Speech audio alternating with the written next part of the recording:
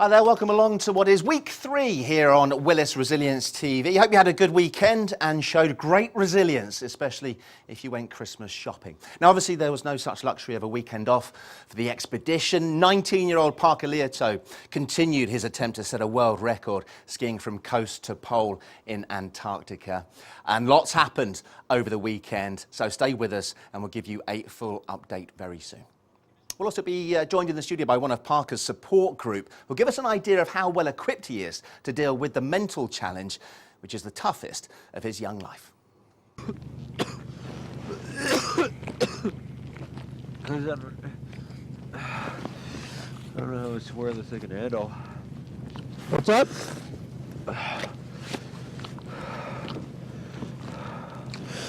didn't hear that, Parky. I just don't know how much more of this terrain I can handle.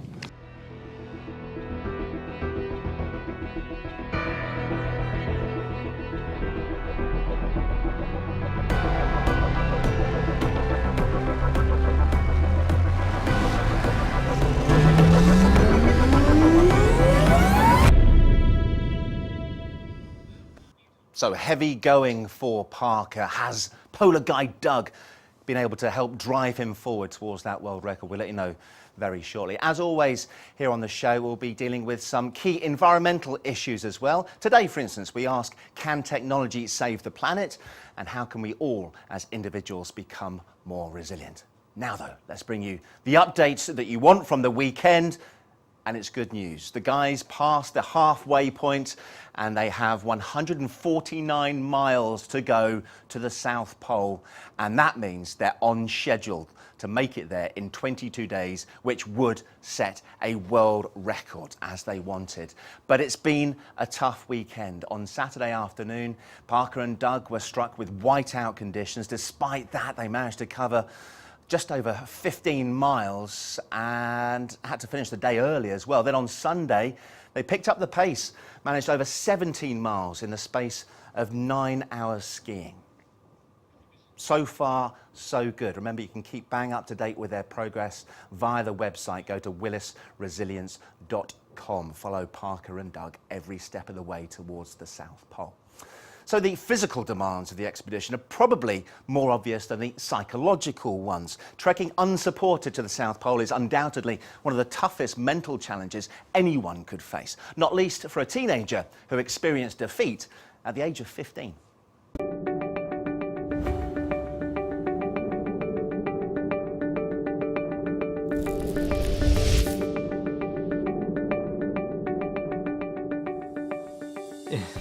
You know, when I did that first attempt, I couldn't see it at the time because I felt like it was the worst moment of my life. But it was actually the best moment of my life because it redefined the way that I thought about everything in life. It redefined how I viewed myself in the context of all of these things. It completely changed my perspective on success and failure and hard work and humility and reality, you know? The Arctic's not gonna give me anything. I realized, like, you know, I thought to myself once, only a couple months after the failure of that expedition, what else did I expect? It's not like I was gonna go there and there was going to be a trail marked out for me towards the North Pole. It was never going to be something where it was a story that was always going to end in us reaching the pole. I had to learn to not take that personally, because 15-year-olds can be, and as I was at the time, very insecure.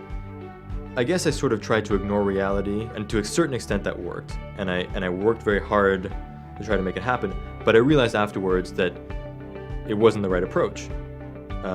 There has to be a mixture of confidence and humility and self-belief, but at the same time, over-preparation, you know. So I think a combination of all of these different things is what I gained after failing the first time. It totally also, it completely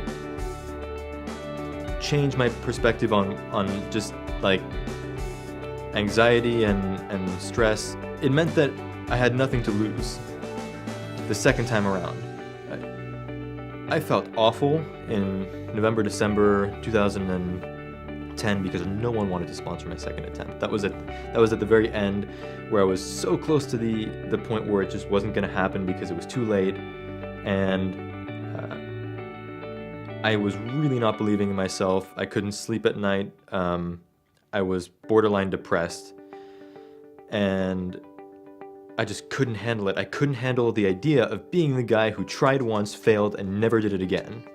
It was just an awful feeling. I felt like that was my destiny. It was going to be that. And I couldn't deal with it. That was when I sort of tapped into an invisible 10% that I think I had to just make a final push, and just humbly but confidently ask people for their support. And eventually I got there, but the whole experience, from the failure of the expedition to the sort of collapse afterwards, or the gradual fading out of anything that we had planned to do, to the kind of period where I was lost and not knowing what to do about the whole thing, and then to the point where I realized no one wanted to support me the second time, because why would they, based on my 100% record of failure, to actually having this second expedition and then doing it. It was the defining process that has actually led to this expedition, because without all of the lessons that I had learned in that time, none of all of this would have been possible.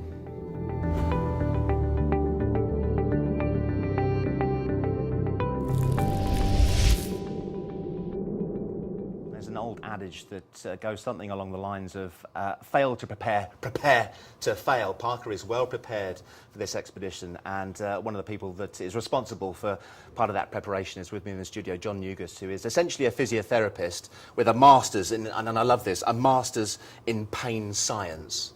But you spent a lot of time, John, with Parker ahead of the expedition. How far back did that relationship go? When did it start? We've worked together on past expeditions in the North Pole. Well, he was going there and I was helping him along in the lead up to that, and I was really excited at the chance to provide my input in the lead up to this expedition as well, which is always going to be a lot harder and massively beyond anything he'd done before, which was quite daunting to him. Yeah, so how key was that? Did that make your job more difficult because Parker was aware already from the outset that this was going to be beyond anything that he'd experienced? No, I think that did help, that he knew that there was a real challenge to be met here, and that he was prepared, if that's the right word, for the fact that there'd be a lot of uncertainty around what he would face. Right. So when we started working together for this expedition, we had to work across time zones, me being in the UK and Parker being overseas, and with Parker changing time zones himself at times, and with his amazingly busy juggle between uni, logistics of the expedition, chasing sponsorship, just a myriad of things. It meant that we had to use whatever time we could via Skypes, emails, catch up in London, and it was all helpful, I think. He's a remarkable young man. I'm assuming, though, he wasn't an emotional wreck when you started with him. Did you have like a good base to start with? Definitely. I think the fact that he'd built a hell of a lot of resilience from his earlier treks helped. Yeah. His nature is to be very determined, but also mindful through being humble of the scale of the challenge before him. And so in that regard, he was open to any feedback I could offer. And he's not afraid to make it a two-way chat where we work out the best way to approach things. And he talked in that VT about not making it to the North Pole. I hate to describe it as a defeat or failure, because just attempting it, I think, is success in itself. Absolutely. But the fact that he didn't reach his goal, how much has that played a part in his preparation for this? I think it would be with him every step of the way, and I mean that in a positive sense, in that he wouldn't take it for granted. He knew that it was a very difficult challenge ahead of him, beyond anything he'd done before, and that's a very good starting point. Yeah. He'd also done a hell of a lot of training from someone who, going back a few years ago, hadn't done very much physically at all, you know, in terms of hardcore exercise, and was starting from scratch. And I wouldn't say that's where he is now. Give him another 10 years or so, he'll be well beyond this point. Yeah. But he's a lot stronger physically and mentally than where he would have been back then.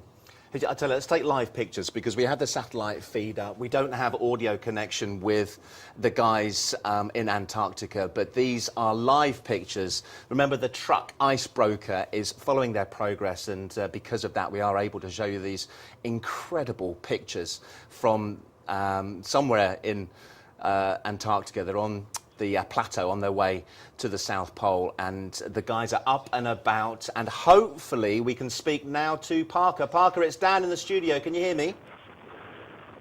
Yep, hey Dan. Hi mate. Listen, first of all, congratulations. We've just given an update in the studio here on your progress, and it sounds like you had a terrific weekend, all things considered. Yeah, it was a mixture of things. It was a little disappointing, to be honest. I mean, in terms of mileage, it wasn't bad. I made nearly 30 miles this weekend, but at the same time, we could have gone further, and it just seems like every day there's sort of something else that stops us in our tracks near the end, and we're going to try to sort of push through that today. Well, you're on schedule from what we can see, so we're all getting excited about the prospect of you pushing through and completing this in the planned time frame of 22 days. How are you feeling? How are you feeling physically and mentally, Parker? I'm feeling pretty good just because we're getting close. There are a couple things that I was a little worried about yesterday, but I think, you know, I just have some numbers in mind for the coming few days. I really hope, I really hope that the conditions stay good, because I have a pretty ambitious goal, which is to try to get 100 miles from the pole 3 days from now, which would mean 17 nautical miles a day. So it's possible, I think, that, you know, we are making good mileage. Physically, you know, I am feeling a little better. My cough is, for some reason, getting better. And I'm feeling positive, and mentally I'm a little shaken just because of yesterday we stopped a little bit early because I had some stomach cramps, and I wasn't really sure how to respond to that. But basically, we're just going to keep going and push through and just keep doing our distance every day. Parker, we've got John Nugas with us in the studio, someone who you know well, you've worked with in the past, and helped you prepare for this expedition. I'm sure, John, you've got a message or questions for Parker. Go for it. Definitely. Well done, mate. Congratulations on the excellent effort on the weekend. Brilliant stuff. Oh, hey, John, thank you so much, and thanks for coming on the show. No, my pleasure. Well done. You sound more chipper than a couple of the earlier blogs, and it's good to see.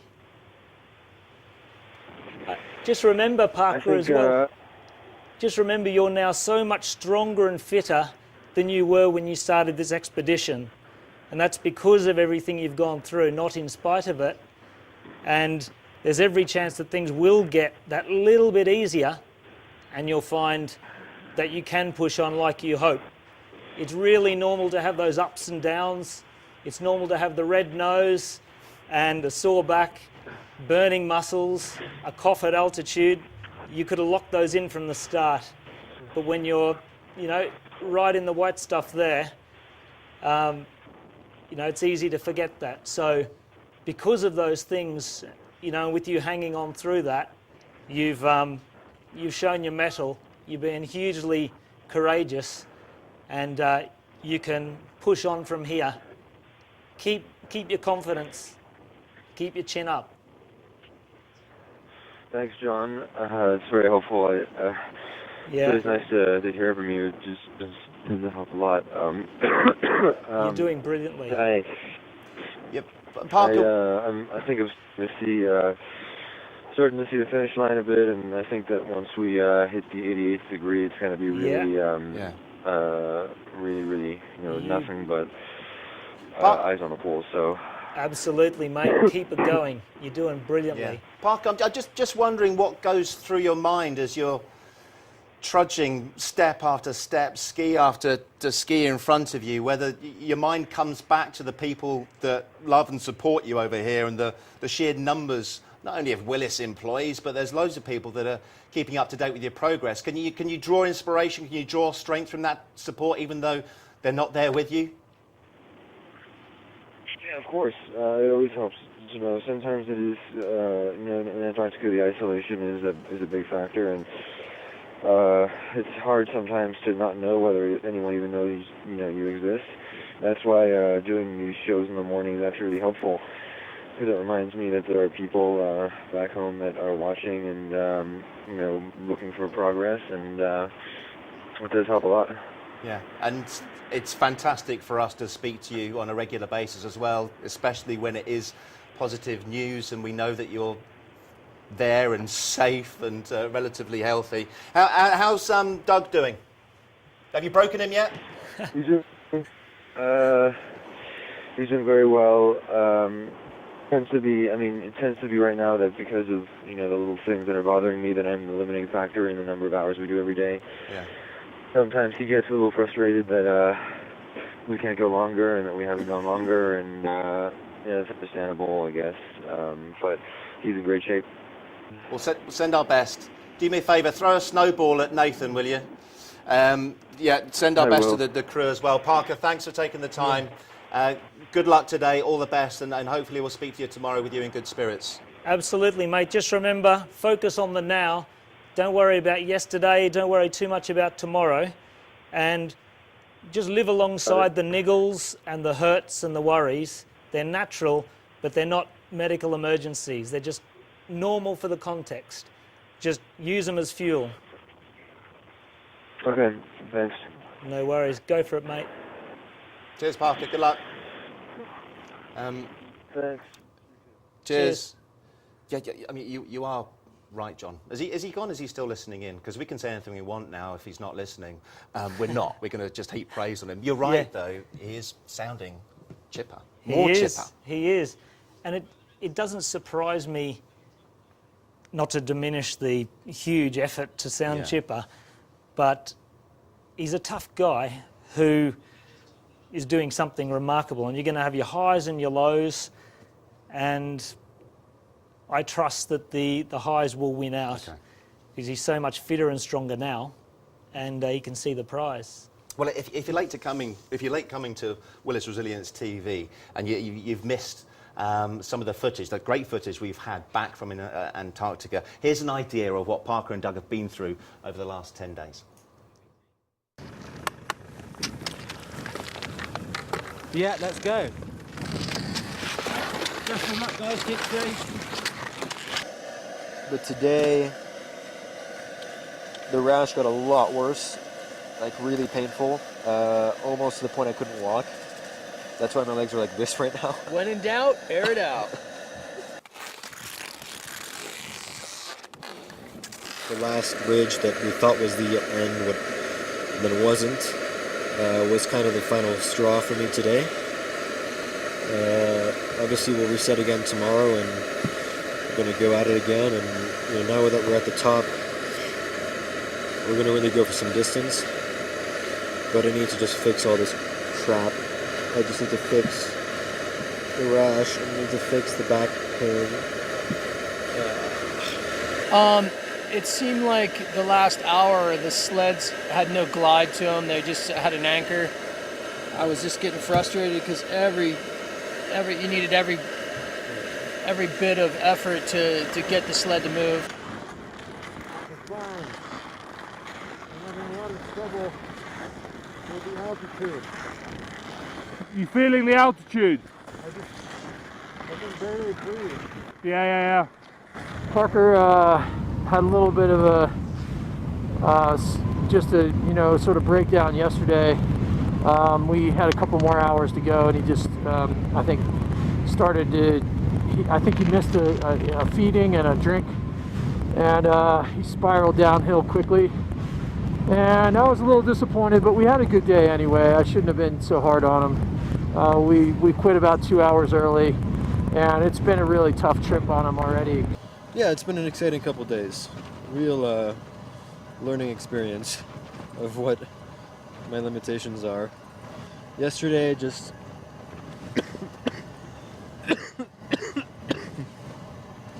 at around the 9-hour mark, I hit a wall, and it was a combination of things. It was a little bit the injuries that I have, a little bit the fact that maybe I hadn't had so much to drink as much as I should have. I don't think that was ice they were crunching, something tasty, hopefully. That gives you, hopefully, a flavour of what they've been through in the last 10 days.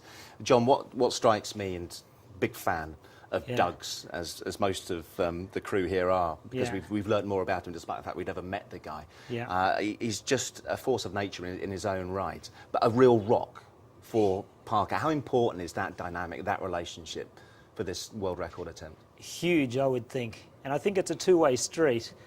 I'm sure that Doug is drawing a lot from Parker's courage, and in the same way that Parker's drawing a lot from the, positive feedback from Doug. I know, he sounds like a tough taskmaster, but they're like brothers, those two, so they can show their frustrations, in each other's company, a bit of swearing or, showing a bit of disappointment, finishing early.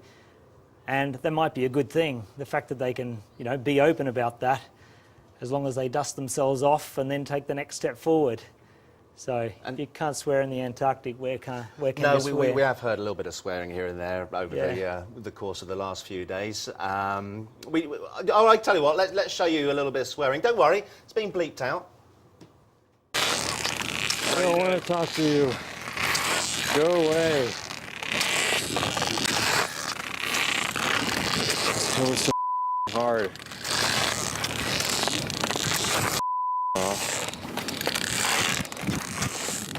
I'm on a goddamn mountain with a sled. I thought that was a good idea.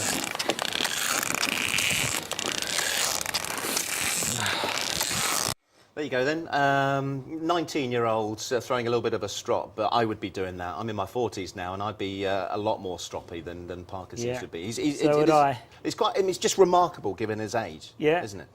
Absolutely. I mean, there'd be nobody else on the planet who's doing this, what he's doing at his age. And it's not just the trek itself. He planned this. He chased sponsorship. He chased research scientists and did a lot to bring this together. It's his dream. So it goes well beyond the efforts, just pulling a sled behind him. And one of the things that I tried to bring to the fore with Parker early on in our time working together is that you can't fully prepare yourself for an expedition, in the sense that you can't do the expedition before you do it. And there's always going to be a huge amount of uncertainty about what will face you, and really you're training for the early parts of the expedition to get through that, and then the early part of the expedition becomes the training, the best training in fact, for the rest of the expedition. And being so young, his body will adapt to that. Well, preparation we've been talking about, it's one thing. Once you're out, though, on the ice, it's when the real test begins. Have a look at this footage we've had sent back, John, and we'll see what you think of this. Is it too early to sort of think about how many days out to reach the pole? I think you always think of that. Yeah. I think the question is whether Parker wants to do a longer day, and we've done 11 hours and we're both, like, okay, Parker, how do you feel? I'm done at 11 hours. So I think that's when you start to see increases in distance, when you add that extra hour in.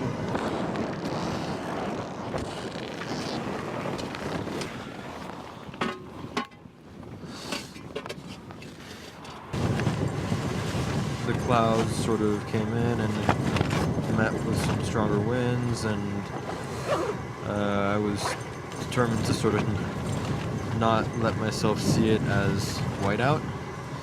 And then the inevitable, occurred, which is complete whiteout.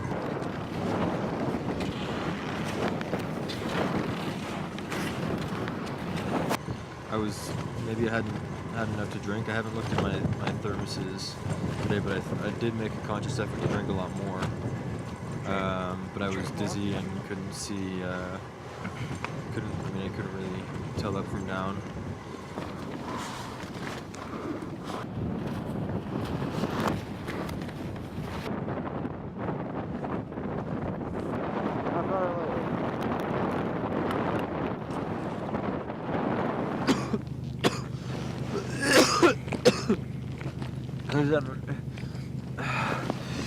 I don't know how much more this I can handle. What's up? I didn't hear that, Parky. I just don't know how much more of this terrain I can handle. I mean, I guess it's not too bad because I can just take Repeat that? one step at a time, but we're probably going at a snail's pace.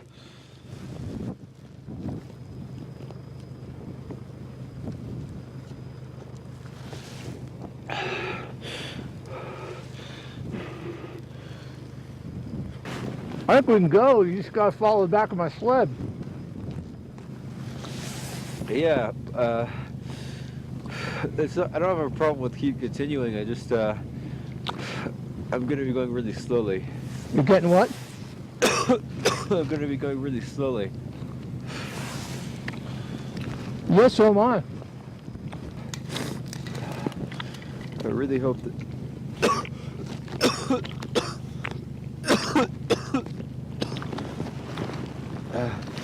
I really hope this whiteout lifts, so I just can't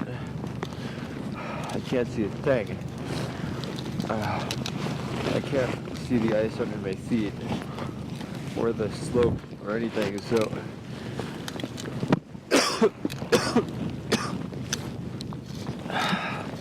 it's a real challenge.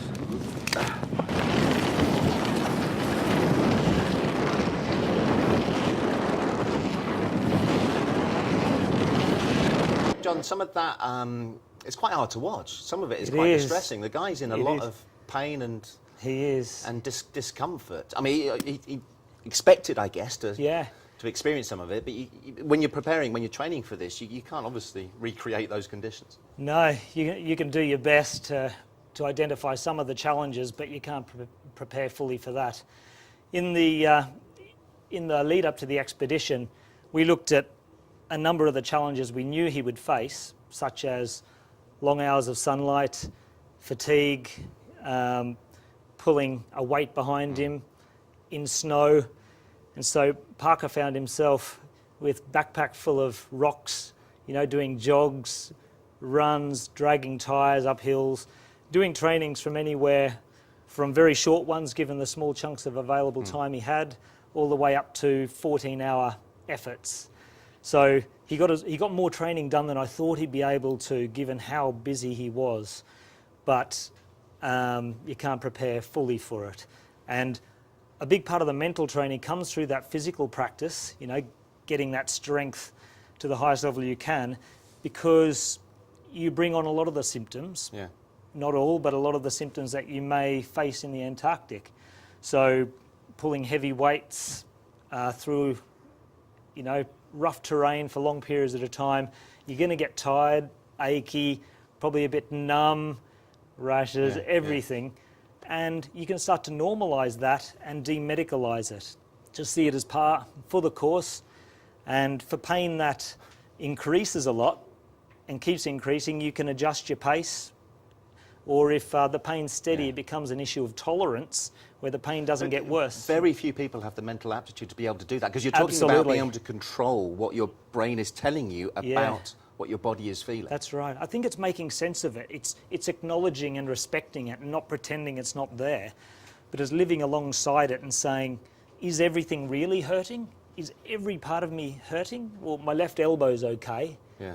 my right knee is all right, my ears are okay, but they're cold, you can start to challenge the catastrophic thinking, where everything's a catastrophe. But will you stop feeling that pain? Well, it will help. It is known that if you have control of a situation and you think of something in a less threatening manner, the symptoms will be less, because pain is an output from your brain and the nervous system and the immune system in response to what it perceives, in inverted commas, as a threat. So it may be a threat, like if you put your hand on a hot stove, but a lot of them are the perception of threat, the way you think about it and package it. Okay, well, I find this fascinating because we can all use this in our own lives, I think. If I, for instance, you know that I'm no threat to you, John, right? That's right. Really, I'm not. But if I pinched your leg really hard, and that's all, you knew that's the only pain you're going to get. Yeah. I mean, it's sort of uncomfortable. Would you be able to deal with that? Would you be able to process that mentally in a way which would you'd be able to sustain that pain longer than anybody else? I won't do it, by the way, don't worry. Not longer than Parker and Doug, I wouldn't think. I think in the same way that you could if you had your head around it the right way, yes. If you know that if the pain's going to stop as soon as you let go, and you've only got 10 minutes really before you'll get your next guests on, then it's not really a threat. If you know that your legs are burning like mad, but actually it's been the same for 3 days and your legs haven't fallen off even though you thought they might, it does change the context of that. So it hurts like hell, but you can get your head around it and not see it as a medical emergency. You don't picture, a muscle being pulled and torn. You see it as muscles getting tired and perhaps picture your body adapting to that. It is hugely possible that these guys will keep up their longer days because of the fact that their bodies are adapting. Yes. It's no disgrace at all. So the whole thing is training them for the next day and the next day after that. Absolutely. So the fact that Parker is behind Doug at some stages in that, it's normal. So would 99.9% of the population. He's hanging in like a demon, getting stronger all the time. That's a fascinating insight. You can see how that makes absolute perfect sense to what they're doing, and you've done fantastic work. Harder to put it in practice, isn't it? Yeah, absolutely. Yeah, they're better men than you and I because we're not over there and they are. Absolutely. Thanks very much for coming in, John. Pleasure. Yeah, it's Thank you been for a having pleasure me. having you. Cheers. And I know you'll try and keep in contact with the guys over there through Resilience Willis, I said there. I almost went Australian. Yeah, exactly. Willis Resilience. Better accent than mine these days. Well, yeah. Thanks. We're not mentioning the cricket. I'll try not to. No, we're not. Now, Parker is in the middle of the toughest challenge of his life. Just a month ago in London, when he was basking in the sun, he didn't have a chesty cough or a care in the world, it seemed. He showed our reporter Ash around probably the most exciting boy's toy you could wish for. The icebreaker can take on crevasses, hurricane-force winds and the coldest temperatures on the planet. But today it meets its greatest challenge, London traffic.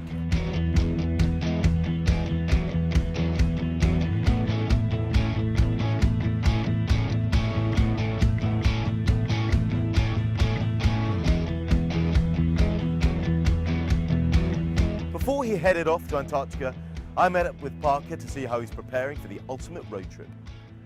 So there's going to be 5 of you in this truck. I mean, there's you and I on the back seat now. There'll be 3 of you on the back seat in polar gear. No, so there's going to be. We actually have a pod that we're going to stick on the back. Right. It's sort of like a box with 2 seats in it, and that's going to produce some extra space basically for us to spread out a bit. So there'll be 3 in the main part of the truck, and then there's going to be me and Doug in the back, effectively. And that's going to allow us to have the space, with all of our gear and everything. Still pretty cheap by a jowl. I mean, is that part of it going to be quite good fun? I mean, I've gone on road trips with my mates before. What kind of music are you guys going to play? Is it? Yeah, I mean, it's only something that I've just recently started thinking about, which is what is it going to be like to drive for 10 days on the ice? Because there's a lot of science that needs to be done, so we're going to be fairly busy. But actually, we still have to drive, so there's still going to be however long it takes to drive 1,800 kilometers where we're just sitting in the truck. The way I would think about this is, what would someone who is preparing to drive from, say, New York to LA, what would they take with them? How would they prepare for that road trip to make it fun? Whilst you have the luxury of being in the car for the first part of the expedition. What are you going to do to make it more comfortable to ease yourself in? I don't know. I mean, music. I'll take books. I'll take some books as well. Maybe I don't ever get the opportunity to read. Hunger Games is good fun if you that's a bit of a light. Maybe I should. You know what I should do is start reading the book version of movies that were based on books, which I never do. I always just go watch the movie, and I have a number of friends who just hate me for that. So maybe I should start reading the books instead. Are you a fan of? Have you seen the Lord of the Rings films? Yeah, of course. I'd recommend the books if you've. I haven't read the books yet, so maybe I should. Well, there you go. Maybe it could be a gift for your trip to the Antarctic. They will probably last you most of the way there and possibly back as well. I'd imagine.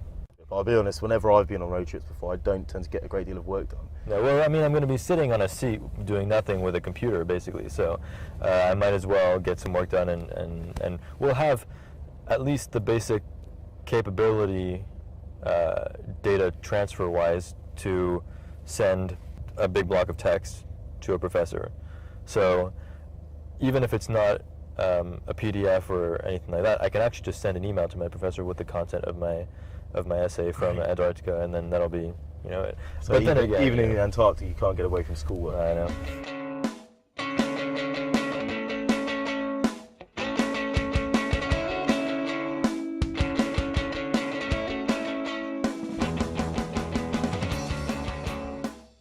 For the box on the back, the seats will be facing each other this way. There'll be a So little. you have to watch Doug for 10 days from that closer distance. Have you guys been on? I mean, obviously, been on expeditions before. So we've been on 3 expeditions to the North Pole together. You know, we know, like, you know, each night we'll be cramped into the same tent as we have been in the last 3 expeditions.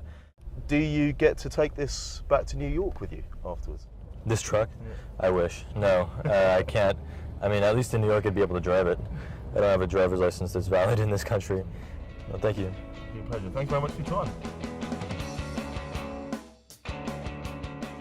So resilience is, of course, at the heart of Parker's expedition, and resilience is something that we should all be thinking about in one form or another. Let's talk about resilience on a broader scale with our guests in the studio. We have Dr. Jason Blackstock, a Professor of Engineering at University College London, an expert in national infrastructure projects. Anthony Hobley's here as well, law firm Norton Rose Fulbright. Anthony's an expert in sustainability and climate finance. And Willis's very own Phil Ellis, a man who, it says here, knows how to build resilience through analytics. Does that sum it up, Phil? That sums it up for now, yeah. Good. Let's talk about what resilience, first and foremost, means to you. Jason, you start. I mean, what is resilience when we're talking about it in this context on a global scale? The simplest answer to that is resilience is the ability to have the toolkit you need to respond to whatever the future brings, is essentially what it amounts to. The future has a bunch of uncertainty. Climate change is one example of that. We're going to have a lot of changes coming our way, no matter how aggressively we mitigate. There are changes already happening. And resilience is about having everything from the technologies available to the decision-making support, like what Phil does for companies, but also for our cities, for our provinces, our nation states, to be able to understand the choices in front of us and make the best ones we can given the limited information. That's what resilience sums up as. And the subject which is becoming increasingly important, not least because of climate change, of course, Anthony. Well, absolutely. And I think Jason made the point, you know, that regardless, you know, of the mitigation, we're going to have to build resilience in. But what I'm always keen to sort of put in context in these discussions is that it's both. It's not a choice. You know, if we fail to mitigate, there is a danger that the amount of change, the amount of climate change, will be too much for us to become resilient to and to adapt to.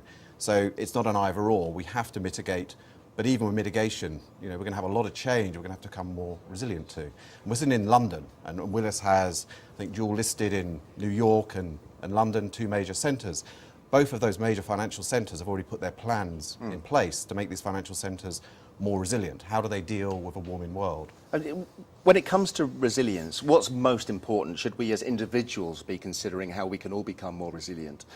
Is it big business and the way the private sector is becoming more resilient in a changing world? Or is it through policy, the policy makers and governments? Where should that focus be? I mean, should we really care about our own resilience, or we should be worried about how other people are dealing with that? We for need us? it all. We need it all. I mean, the notion of resilience has to draw on every aspect of human endeavor, whether it's at the individual level, at the corporate level, at the national level, city level, regional level, global level. We need it all. And one of the challenges that we face is that at the moment we don't, except at the individual and the corporate level, really have the institutional structures and dialogue in place to make a lot of the tough decisions that we have to make to become more resilient. And how does your work here at Willis aid the people that you deal with, that you work with to build resilience? Well, I mean, the expedition is a great metaphor for what we do, because as both Parker and Doug have chosen one of the most challenging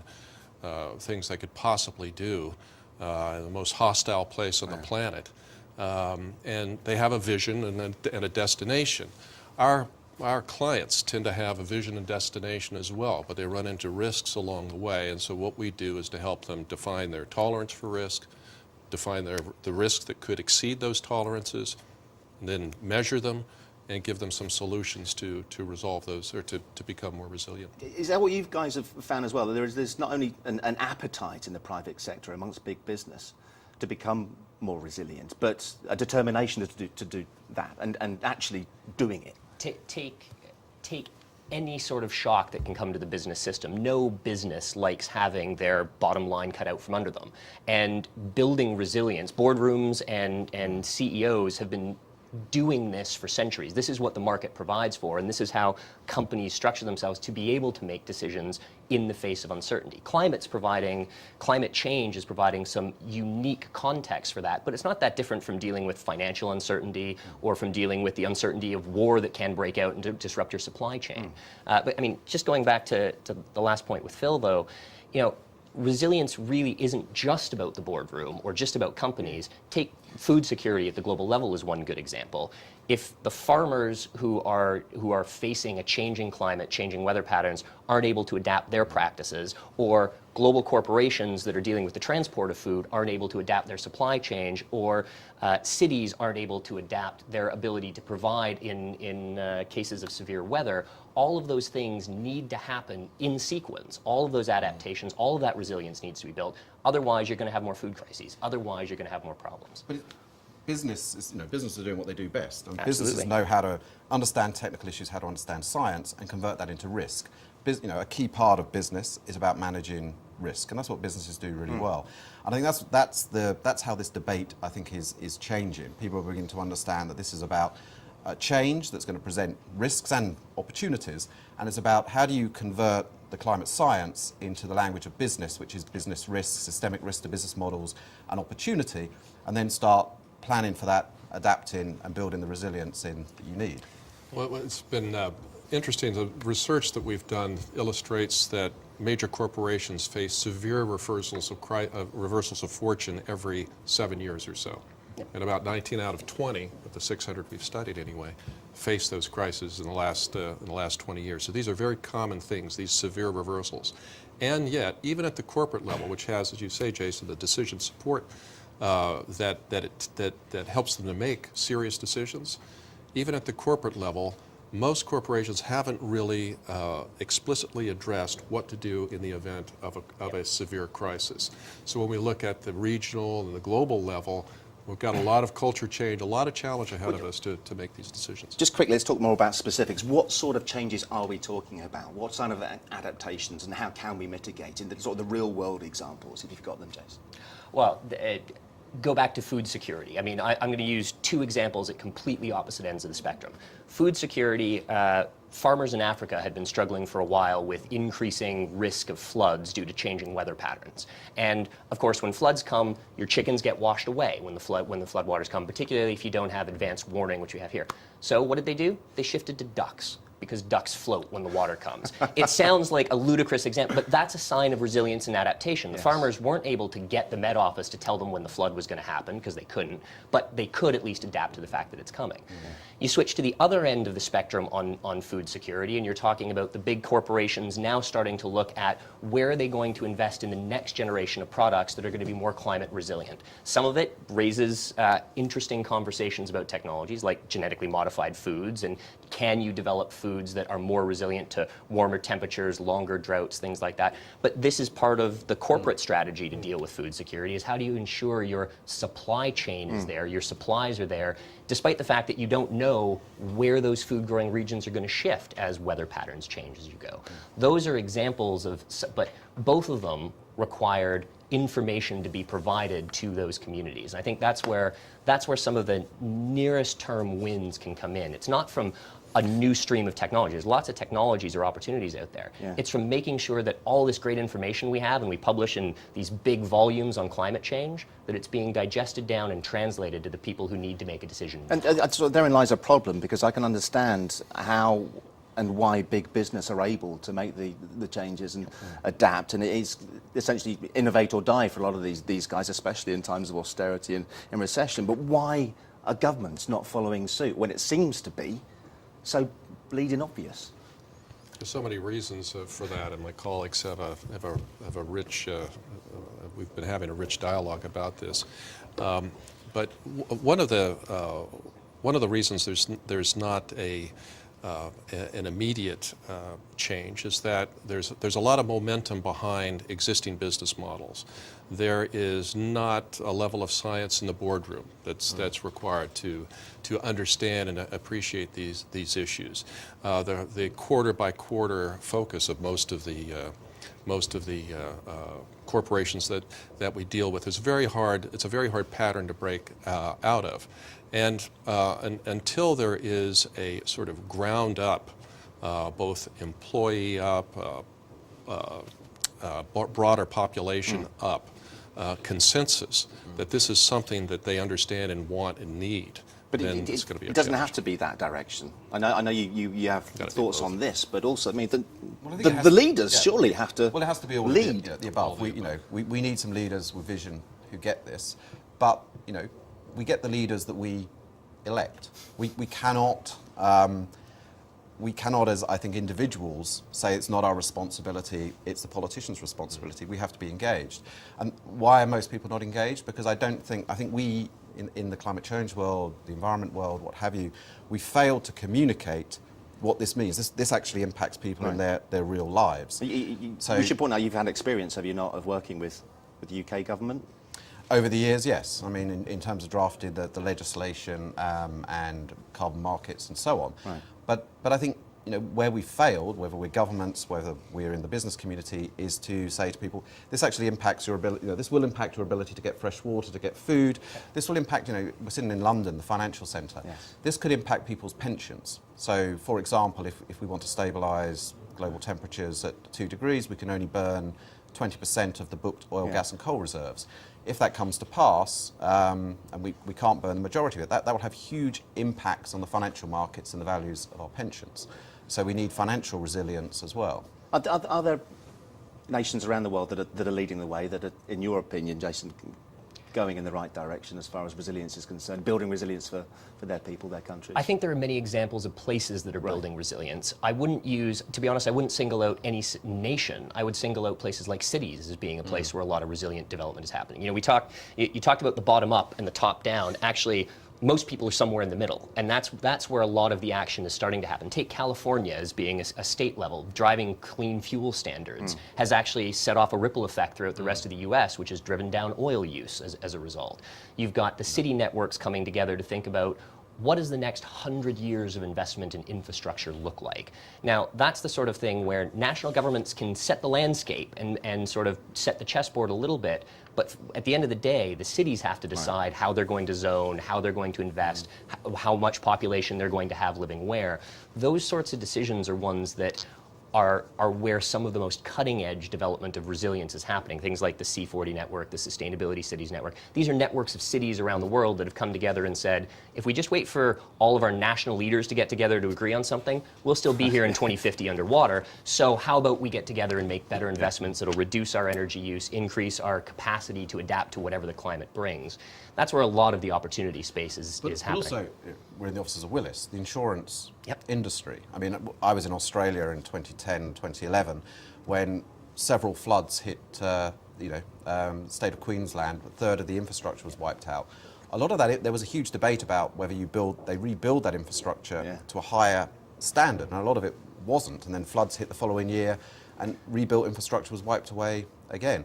The insurance industry can and is playing a role in requiring that when this infrastructure is affected by severe weather events, it's built to be stronger and tougher and, you know, cope with a changing world. Yes, the other thing that we're doing is coming up with financial solutions that help to protect companies in the event these circumstances happen. So that's public knowledge, but Roy Hill, big miner, it's building a huge mine, a port facility, and rail to get to the mine.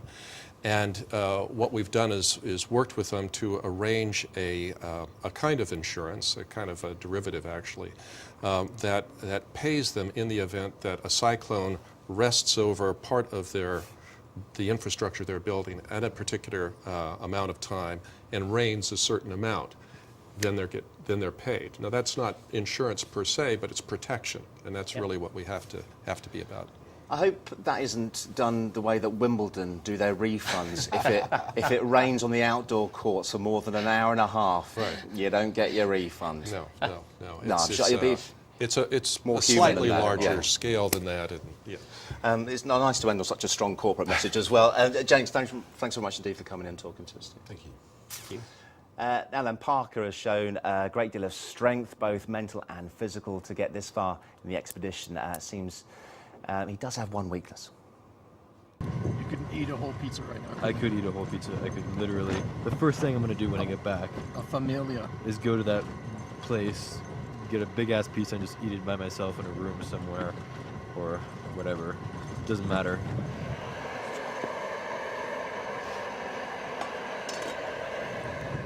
Yeah, fried calamari. That's one other thing. A little steamy up here. Gotta make sure it's nice and stirred up. Today, it expanded into all breakfast foods, which includes What have you been having for breakfast lately? ramen and oatmeal. So I have not been having fantasies about oatmeal.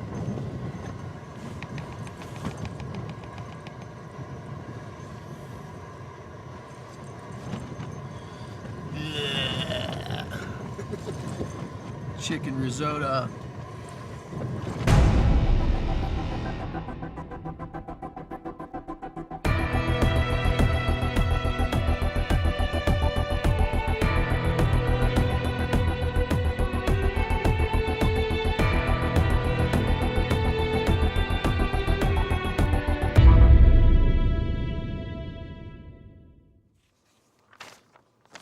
We'd have much better food here, actually, for the crew during our long days at Willis. That's a lie. The food's fantastic.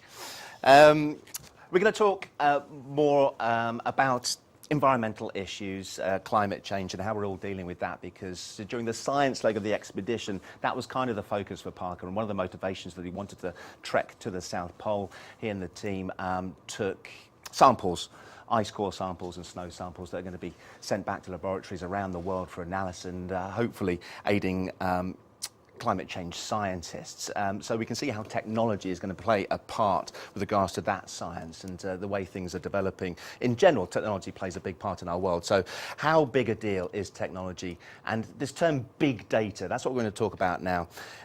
In the studio to do that, we have Eric Chavez, who's an environmental technology expert from Imperial College London. And is there a rivalry between Imperial College and UCL? Jason Blackstock's still with us. We're all a good, happy family. Have you done University Challenge, either of you two? Not yet. No, right. Sounds like a good idea, though. Well, hopefully there won't be too much disagreement here, because we just want to learn more about how technology is aiding us and dealing with climate change, etc. But Eric, let's start with this term big data. What do we mean when we talk about big data? Yeah. Well, I would define this as when data sets and evidence that is collected around the world and produced by people becomes so large and so complex that new techniques and large computer power is needed to process that. And so this new science of big data science is how do you collect this data and how do you process it? And it's a field in its own right now. And within that field? How much of it revolves around climate change and what's happening to our world as it lives on? Well, to give you an idea, there are right now quite a bit of climate science is driven by research teams around the world that develop climate models, so-called climate models that cut the Earth in cubes of tens of kilometers to try to understand better how storms are generated, and how temperature is going to evolve in the future with climate change, for instance, and what effects this is going to have on the regional climate. In the last report of the Intergovernmental Panel on Climate Change, 36 terabytes of data was produced by all the 20 plus climate models to around the world to try to understand better the climate. So to give you an idea, 10 terabytes is enough space to store all of the printed text by the British Library, for instance. So 36 so you have 3 British libraries that were produced in the last in 2007. Is there such a thing, Jason, as too much data, too much analysis material? I think that the question isn't whether there's too much. The question is whether it's the right stuff. Okay. Do we have the right data for answering the questions that we most need? So one example, everything all of our cell phones, all of our credit cards, everything we put in the internet creates data. And all of this gets stored. Companies like Google, lots of companies use this to try and analyze trends. They've been able to tell the probability that a woman is having an affair based on the color of lipstick that she buys. Those are the sorts of things that right now with the available data, you can put great analytic techniques to. But the questions around climate change come down to, are we collecting enough information about the ways our environments are changing and being able to aggregate that? Now, one of the questions is, or one of the examples of 36 terabytes is really about the amount of computer modeling data that's been produced. But we don't have nearly as much data of the actual environment itself, measurements of the things. So that's one of the main things about big data, is not letting the tail wag the dog. The data we have shouldn't be it. We need to find ways of making sure we're collecting data to answer the most important questions. Lies, damn lies, and statistics. I've used that many a time in my life, just to get out of a hole, perhaps, and use stats to my own advantage. When we've talked about cherry picking, and this is maybe a problem that those climate change scientists are finding, perhaps. I don't know if you agree with this, but because there's so much data, you could arguably take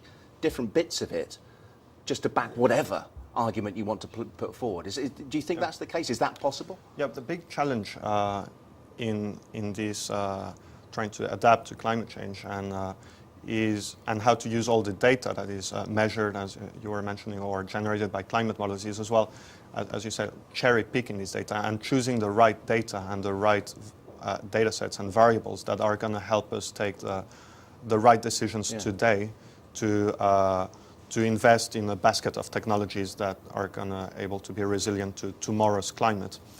And there is a whole new field of statistics, the booming field of statistics, I would say right now, it's called machine learning, which is this field which focuses on how to deal in this ocean of data that we are collected and is being generated every day. Now, it's estimated that the data generated right now every 10 minutes is equivalent to all the data that has been produced in the history of humanity until 2003. So this is generated every 10 minutes today. Right. And how do you use this data to take decisions today that will matter for tomorrow is what modern analytics are. I think that's coming back to the issue of cherry picking. I think there's been debates about whether or not people are cherry picking data to prove particular points. And I think the more accurate description of what's happening is people are trying to figure out what of this data is relevant. because there's a lot of noise in there. There's a lot of stuff that, while we're producing all the information we had before 2003 every 10 minutes, the vast majority of that isn't going to help us address the core problems. In fact, it's not even clear that within any of that we have all of the information we need to address the problems. And so part of the conversation, so we've set up a new department at UCL, University College London, on science, tech, engineering, and public policy. And the department's really focused on how do you take all of this great technical expertise you have and yet focus it down on the public decisions that are most important. What are those core questions? And then how do you reformulate the sort of analytics that you're doing to really hone in and cherry pick the data which will help you address the issues that are most important to the public, the decisions. If you could get that down, Pat, we could get rid of the policymakers. Just press a button, a computer would tell us what decision you have to make, and off you go. But the trick in this is the policymakers and the public are the ones who actually know what issues are most important. So, for example, it's great to frame climate change as being, climate change is a core issue, but it's not because anybody actually cares about it being 5 degrees warmer. I come from Canada, from the northern parts of Canada, where 5 degrees warmer sounds pretty nice in around this time of year. But we care about the world being warmer by 2 degrees or 1 degree because it impacts food security. It impacts whether or not New York is underwater. It impacts the ways in which we live our lives. And those are the things that policymakers, you can't just program a computer to tell you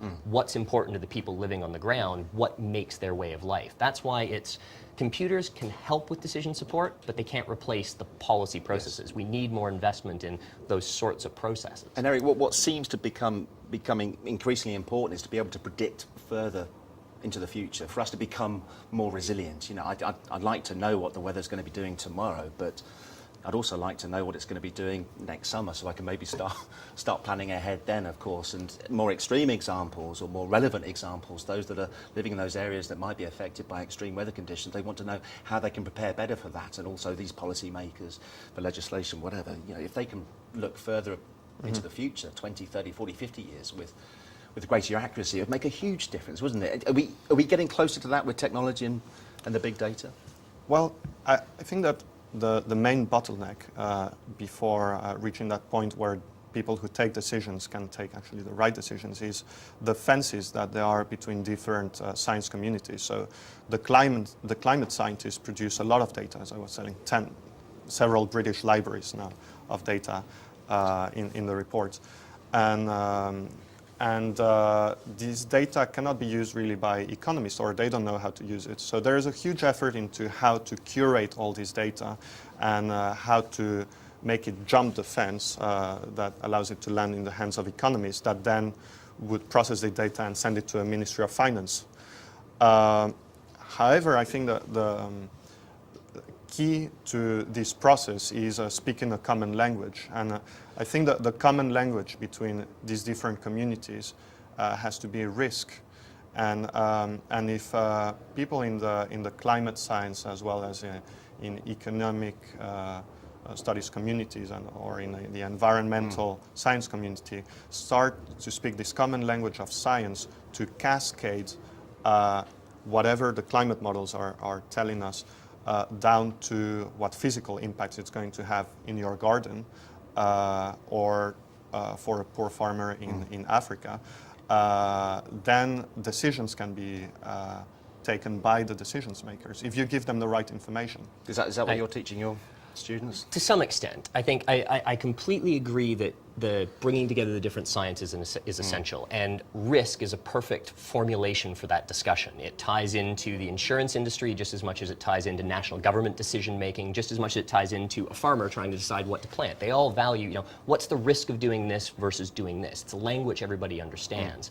And it's why, in partner with Willis and the World Bank, UCL is hosting the Understanding Risk Conference in June this year to start that sort of dialogue. But I think there's Yogi Bear said that, you know, prediction is difficult, especially when it's about the future. And I think that's the bit that we need to keep remembering, that risk is not about predicting the future. Right. It's about talking about the possible futures that are out there. And resilience is not about saying, I know exactly what's going to happen 10 years from now, and I'm going to plant the perfect crop because I know exactly what the weather will be in 10 years. It's about saying, I can't know what the weather's going to be, and actually the cone of uncertainty opens up, and so I have risk in my choices, and it's being able to, resilience means building up enough tools in your toolkit to be able to handle that. When you mentioned Yogi Bear and what he said, I thought you were going to say, "Hey, boo boo."